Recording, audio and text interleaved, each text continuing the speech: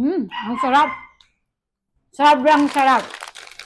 At yung nabili ko dito na Bukayo Langka de Quezon. Ayan o.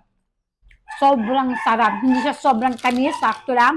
At ang maganda rito sa Bukayo nila, buko pa lang, ginawa na nilang bukayo. Yung iba kasi, ninonyog muna nila, tapos kaya kanila binubukayo. Ito, buko. Kaya malambot. Masarap at lasang langka. Kasi nga, with langka yung binili ko. 5 na siya. Nakaubos na ako ng isang malaking ganun. Ito, kinakalahati ko to.